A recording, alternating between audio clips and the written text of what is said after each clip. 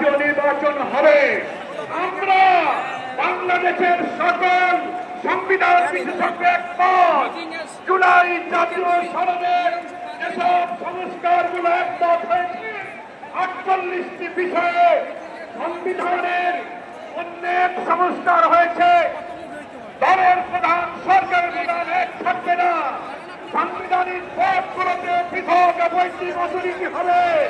বিদগ্ধ বিশিষ্ট পার্লামেন্ট সহ যা যা সংশোধন হয়েছে গণভোটে তা যদি আইনি ভিত্তি না হয় তাহলে কিসের ভিত্তিতে জাতীয় নির্বাচন হবে? এই সরকারকে হাইকোর্টের আর্টিকেল 106 মধ্য দিয়ে রেফারেন্স সহকারে সরকারের বৈধতার কথা অনেকে বলেছেন, কিন্তু বাংলাদেশের সংবিধান বিশেষজ্ঞরাও 106 সম্পর্কে আইনের বিতর্ক সৃষ্টি করেছে। ফলে একমাত্র গণভোটের মধ্য দিয়ে জাতির আকাঙ্ক্ষাগুলোর যত সংস্কার হয়েছে তার আইন বৃদ্ধি দেওয়া সম্ভব। তা না হলে জাতীয় নির্বাচনের বৈধতা এই সংস্কার কখনো পূরণ হবে না।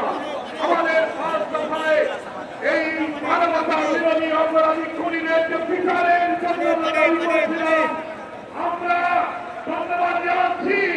ট্রাইব্যুনালের বিচার প্রক্রিয়া এগিয়ে যাচ্ছে যখন, এই নভেম্বরে কিছু অপরাধীদের যখন রায়ের সম্ভাবনা, তখনই ফ্যাসিস্টরা বাংলাদেশ জুড়ে ককটেল গাড়িতে আগুন দিয়ে নাশকতার ষড়যন্ত্র করছে। আমরা বলতে চাই সরকারকে, স্বরাষ্ট্রমন্ত্রীকে, আমরা শুনছি ঢাকার হোটেলে হোটেলে সন্ত্রাসীরা অবস্থান নিয়েছে।